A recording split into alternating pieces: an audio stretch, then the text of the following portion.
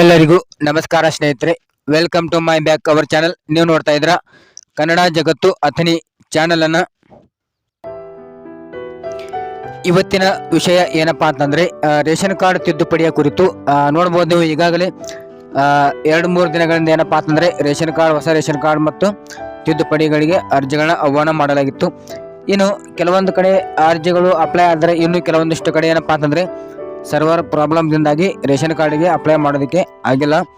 ನೋಡ್ಬೋದು ನೀವು ನಿನ್ನೆ ಅಂದರೆ 6ನೇ ತಾರೀಕು ಏನಪ್ಪಾ ಅಂತಂದರೆ ನೋಡ್ಬೋದು ನೀವು ಯಾವ್ಯಾವ ಡಿಸ್ಟಿಕ್ ಅಂತಂದರೆ ಬೆಂಗಳೂರು ಡಿವಿಷನ್ ಡಿಸ್ಟಿಕ್ಗಳಿಗೆ ಏನಪ್ಪಾ ಅಂತಂದರೆ ರೇಷನ್ ಕಾರ್ಡ್ ತಿದ್ದುಪಡಿ ಸ್ಟಾರ್ಟ್ ಆಗಿತ್ತು 6ನೇ ತಾರೀಕು.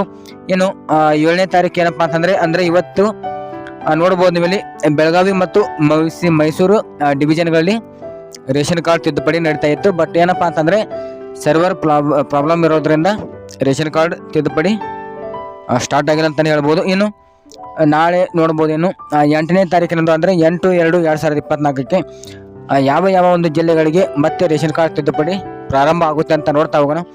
ಅದಕ್ಕೂ ಮೊದಲು ನೀವೇನಾದರೂ ನಮ್ಮ ಚಾನಲನ್ನು ಸಬ್ಸ್ಕ್ರೈಬ್ ಮಾಡಿಕೊಂಡಿರಲ್ಲ ಅಂದರೆ ಈ ಕೂಡಲೇ ಸಬ್ಸ್ಕ್ರೈಬ್ ಮಾಡ್ಕೊಳ್ಳಿ ಅಂತ ಹೇಳ್ತಾ ಬನ್ನಿ ನೋಡ್ತಾ ಹೋಗೋಣ. ನೋಡ್ಬೋದು ಸ್ನೇಹಿತರೆ, BPL ರೇಷನ್ ಕಾರ್ಡಲ್ಲಿ ತಿದ್ದುಪಡಿ ಮಾಡುವವರಿಗೆ ಏನಪ್ಪಾ ಅಂತಂದರೆ ಹೆಸರನ್ನು ಸೇರಿಸೋದು ಆಗಿರ್ಬೋದು, ಆಮೇಲೆ KYCಯನ್ನು ಮಾಡೋದಾಗಿರ್ಬೋದು. ಇನ್ನು ಮನೆಯ ಮುಖ್ಯಸ್ಥರ ಬದಲಾವಣೆ ಮಾಡಲು ಸರ್ಕಾರದಿಂದ ಮತ್ತೊಮ್ಮೆ ಏನಪ್ಪಾ ಅಂತಾರೆ ಅವಕಾಶವನ್ನು ಕೊಟ್ಟಿದೆ. ಇನ್ನು ತಿದ್ದುಪಡಿ ಮಾಡುವಾಗ ಯಾವಾಗ ಮತ್ತು ಇದಕ್ಕೆ ಏನೆಲ್ಲ ದಾಖಲಾತಿಗಳು ಬೇಕಂತ ನಾನು ಹಿಂದಿನ ವಿಡಿಯೋದಲ್ಲಿ ಕೂಡ ಸಾಕಷ್ಟು ಬಾರಿ ತಿಳಿಸಿಕೊಟ್ಟಿದ್ದೀನಿ. ಇನ್ನೊಂದು ಸಾರಿ ಹೇಳ್ಬಿಡ್ತೀನಿ ನೋಡಿ. ಇಲ್ಲಿ ಚಿಕ್ಕ ಮಕ್ಕಳ ಹೆಸರನ್ನು ಸೇರ್ಪಡೆ ಮಾಡೋದಾಗಿರ್ಬೋದು, ಮನೆಯ ಮುಖ್ಯಸ್ಥರ ಹೆಸರನ್ನು ಬದಲಾವಣೆ ಮಾಡುವುದು ಆಗುತ್ತೆ, ಮತ್ತು ವಿಳಾಸವನ್ನು ಕೂಡ ಬದಲಾವಣೆ ಮಾಡ್ಬೋದು.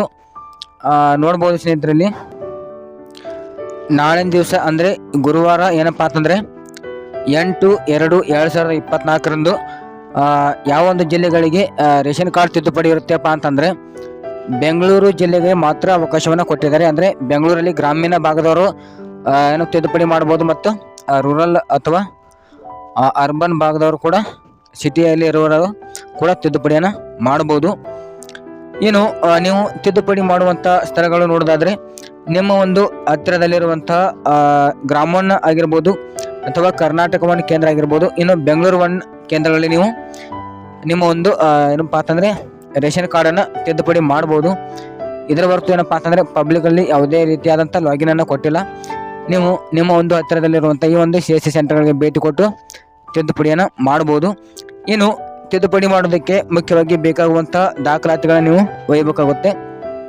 ನೋಡ್ಬೋದು, ಇಲ್ಲಿ ಆಧಾರ್ ಕಾರ್ಡ್ ಒಯ್ಯಬೇಕಾಗುತ್ತೆ, ಆಮೇಲೆ ಜಾತಿ ಪ್ರಮಾಣ ಪತ್ರ ಮತ್ತು ಆದಾಯ ಪ್ರಮಾಣ ಪತ್ರ.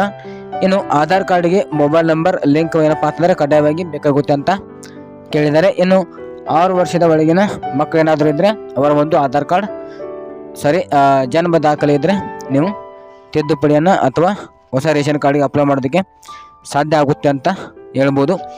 ಇನ್ನು ಏನಪ್ಪಾ ಅಂತಂದರೆ ಇವತ್ತು ಸರ್ವರ್ ಬಿಜಿ ಇದ್ದ ಕಾರಣ ಏನಪ್ಪಾ ಅಂತಂದರೆ ನೋಡ್ಬೋದು ನೀವು ತಿದ್ದುಪಡಿ ಸ್ಟಾರ್ಟ್ ಆಗಿತ್ತು. ಬಟ್ ಏನಪ್ಪಾ ಅಂತಂದರೆ ಸರ್ವರ್ ಪ್ರಾಬ್ಲಮ್ ಇದೆ. ಬಟ್ ನಾಳಿನ ದಿವಸ ನೋಡಬೇಕು, ಅಂದರೆ ತಿದ್ದುಪಡಿ ಬೆಂಗಳೂರಿನಲ್ಲಿ ಮಾತ್ರ ಕೊಟ್ಟಿದ್ದಾರೆ. ಏನಾದರೂ ಸ್ಟಾರ್ಟ್ ಇತ್ತು ಅಂದರೆ ನೀವು ತಿದ್ದುಪಡಿಯನ್ನು ಮಾಡ್ಕೋಬಹುದು. ಇನ್ನು ತಿದ್ದುಪಡಿ ನಿಮಗೆ ಸ್ಟಾರ್ಟ್ ಆಗುವಂಥ ಸಮಯ ನೋಡೋದಾದರೆ ಮಧ್ಯಾಹ್ನ 12 ಗಂಟೆ ಅಥವಾ 1 ಗಂಟೆಯಿಂದ 4 ಗಂಟೆವರೆಗೆ ಅವಕಾಶ ಇರುತ್ತೆ. ಆ ಒಂದು ಟೈಮಲ್ಲಿ ನೀವು ತಿದ್ದುಪಡಿಯನ್ನು ಮಾಡ್ಕೋಬಹುದು.